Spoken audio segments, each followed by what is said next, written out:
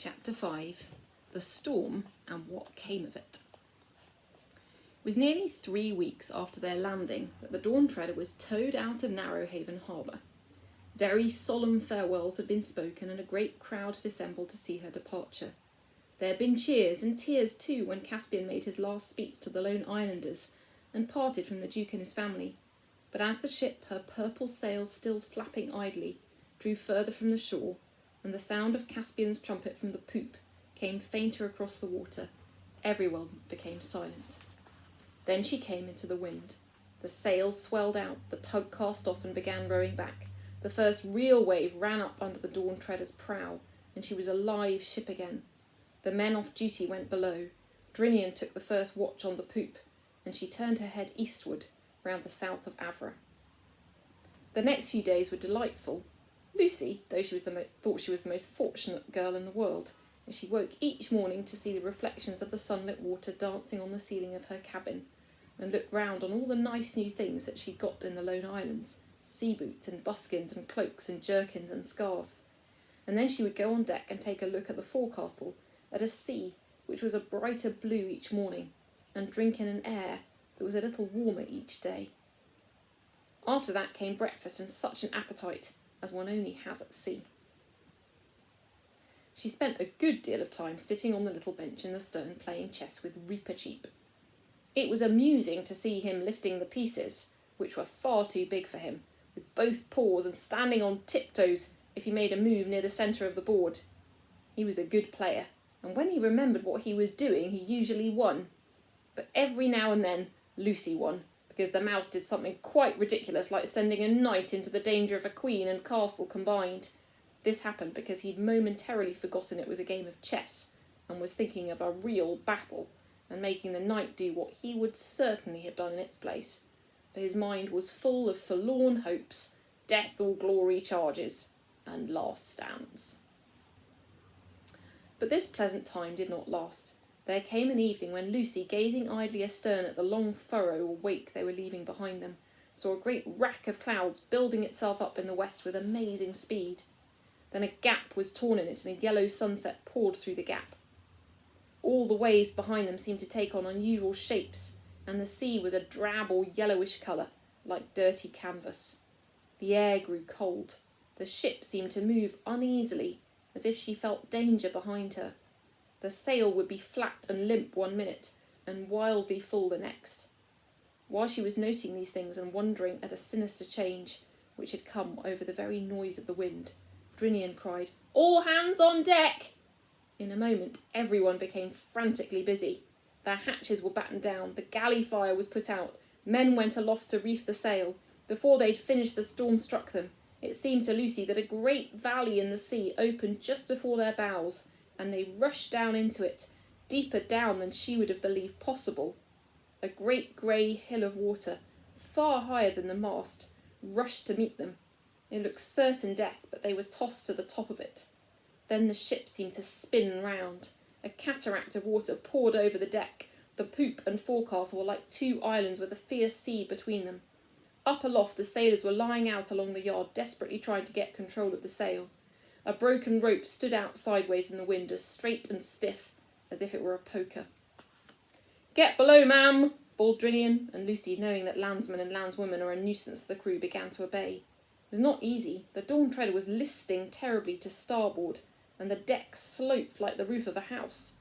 She had to clamber round to the top of the ladder, holding on to the rail, and then stand by while 2 men climbed up it, and then get down it as best she could. It was well she was already holding on tight, for at the foot of the ladder another wave roared across the deck, up to her shoulders. She was already almost wet through with spray and rain, but this was colder. Then she made a dash for the cabin door, and got in and shut out for a moment the appalling sight of the speed with which they were rushing into the dark, but not, of course, the horrible confusion of creakings, groanings, snappings, clatterings, roarings and boomings, which only sounded more alarming below than they had done on the poop. And all next day, and all the next, it went on. It went on till one could hardly even remember a time before it had begun. And there always had to be 3 men at the tiller, and it was as much as 3 could do to keep any kind of a course. And there always had to be men at the pump, and there was hardly any rest for anyone, and nothing could be cooked and nothing could be dried, and one man was lost overboard and they never saw the sun. When it was over, Eustace made the following entry in his diary. 3 September. The first day in ages when I've been able to write. We've been driven before a hurricane for 13 days and nights. I know that because I kept a careful count, though the others say it was only 12. Pleasant to be embarked on a dangerous voyage with people who can't even count right. I have had a ghastly time, up and down enormous waves, hour after hour, unusually wet to the skin, and not even an attempt at giving us proper meals. Needless to say, there's no wireless or even a rocket, so no chance of signalling anyone for help. It all proves what I keep on telling them, the madness of setting out in a rotten little tub like this. It'd be bad enough if one was with decent people instead of fiends in human form. Caspian and Edmund are simply brutal to me. The night we lost our mast, there's only a stump left now, though I was not at all well, they forced me to come on deck and work like a slave. Lucy shoved her oar in by saying that Repetit was longing to go, only he was too small. I wonder she doesn't see that everything that little beast does is for the sake of showing off. Even at her age, she ought to have that amount of sense. Today the beastly boat is level at last and the sun's out, and we've all been jawing about what to do. We have enough food, pretty beastly stuff most of it, to last for 16 days. The poultry were all washed overboard. Even if they hadn't been, the storm would have stopped them laying. The real trouble's water. 2 casks seem to have got a leak knocked in them and are empty. Narnian efficiency again. On short rations, half a pint a day each, we've got enough for 12 days. There's still lots of rum and wine, but even they realise that would only make them thirstier. If we could, of course, the sensible thing would be to turn west at once and make for the Lone Islands. But it took us 18 days to get where we are, running like mad with a gale behind us. Even if we've got an east wind, it might take us far longer to get back. And at present there's no sign of an east wind. In fact, there's no wind at all. As for rowing back, it would take far too long, and Caspian says the men couldn't row on half a pint of water a day. I'm pretty sure this is wrong. I try to explain that perspiration really cools people down, so the men would need less water if they were working. He didn't take any notice of this, which is always his way when he can't think of an answer. The others all voted for going on in the hope of finding land.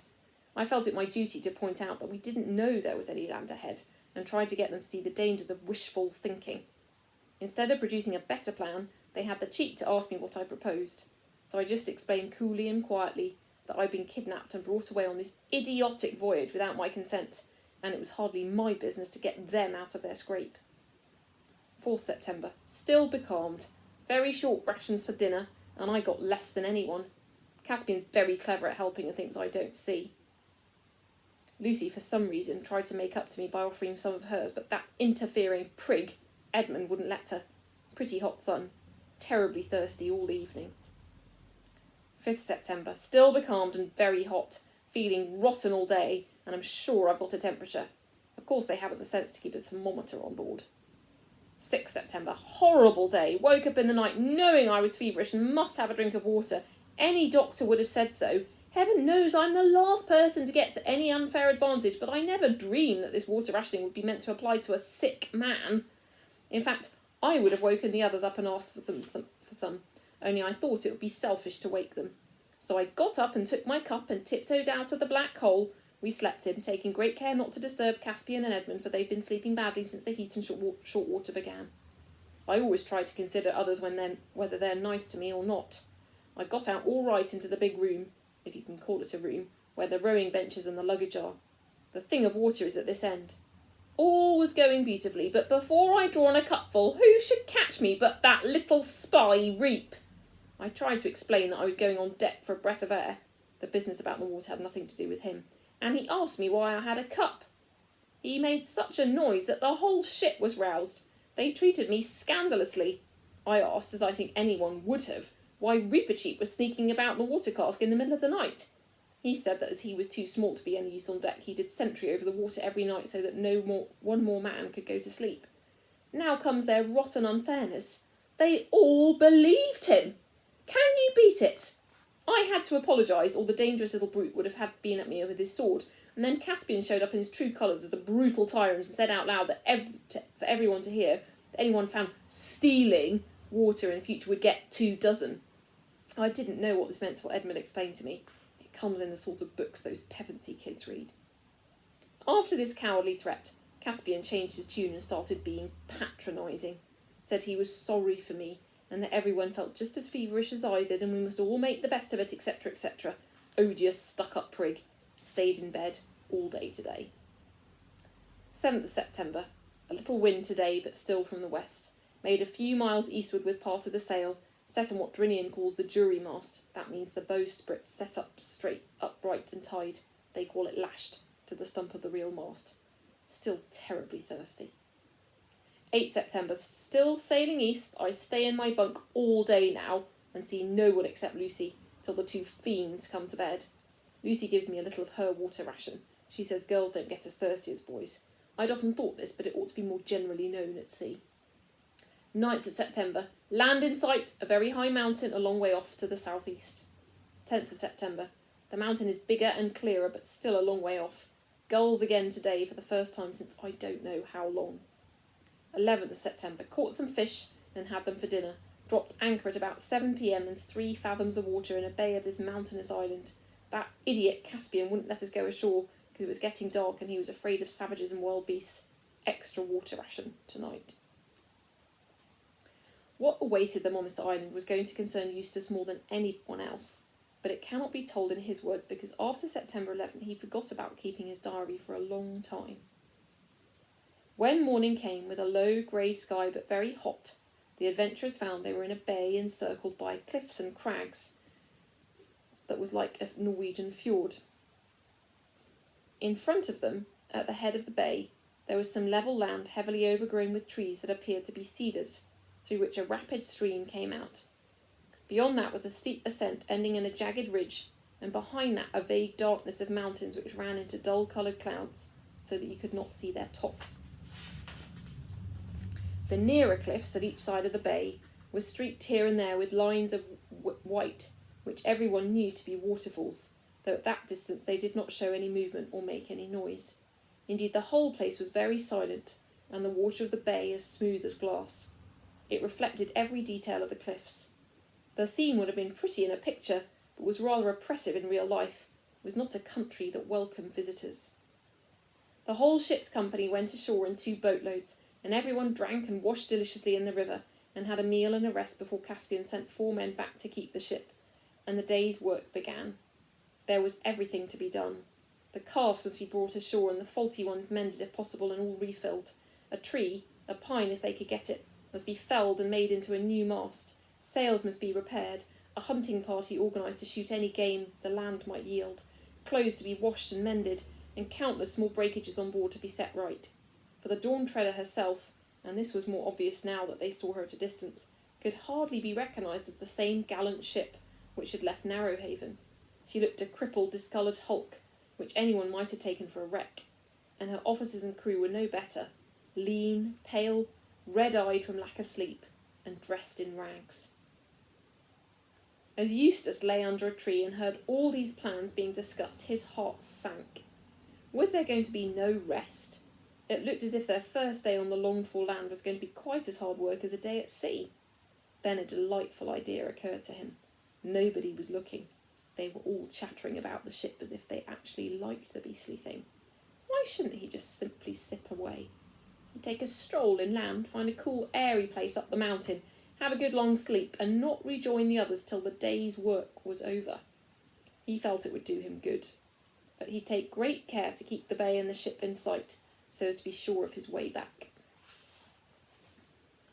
He wouldn't like to be left behind in this country.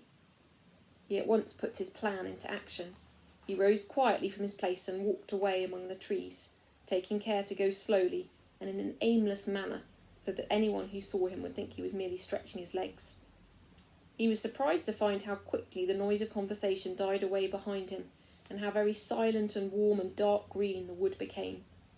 Soon he felt he could venture on a quicker and more determined stride. This soon brought him out of the wood. The ground began sloping steeply up in front of him. The grass was dry and slippery, but manageable if he used his hands as well as his feet, and though he panted and mopped his forehead a good deal, he plugged away steadily. This showed, by the way, that his new life, little as he suspected it, had already done him some good. The old Eustace, Harold and Alberta's Eustace, would have given up the climb after about 10 minutes. Slowly, and with several rests, he reached the ridge. Here he'd expected to have a view into the heart of the island, but the clouds had now come lower and nearer, and a sea of fog was rolling to meet him. He sat down and looked back. He was now so high that the bay looked small beneath him, and miles of sea were visible. Then the fog from the mountains closed in round him, thick but not cold, and he lay down and turned this way and that to find the most comfortable position to enjoy himself. But he didn't enjoy himself, or not for very long. He began, almost for the first time in his life, to feel lonely. At first this feeling grew very gradually, and then he began to worry about the time. There was not the slightest sound. Suddenly it occurred to him that he might have been lying there for hours. Perhaps the others had gone. Perhaps they'd let him wander away on purpose simply in order to leave him behind. He leapt up in a panic and began the descent. At first he tried to do it too quickly, slipped on the steep grass and slid for several feet. Then he thought this had carried him far too far to the left, and as he came up he had seen precipices on that side. So he clambered up again, as near as he could guess to the place he'd started from, and he began the ascent afresh, bearing to his right. After that, things seemed to be going better. He went very cautiously, for he could not see more than a yard ahead, and there was still perfect silence all around him. It's very unpleasant to have to go cautiously when there's a voice inside you saying all the time, "Hurry, hurry, hurry." But every moment the terrible idea of being left behind grew stronger. If he'd understood Caspian and the Pevensies at all, he'd have known, of course, there was not the least chance of their doing any such thing. But he persuaded himself that they were all fiends in human form. "At last," said Eustace, as he came slithering down a slide of loose stones, scree they call it, and found himself on the level. "And now, where are those trees? There is something dark ahead. Why, I do believe the fog is clearing." It was. The light increased every moment and made him blink. The fog lifted. He was in an utterly unknown valley, and the sea was nowhere in sight.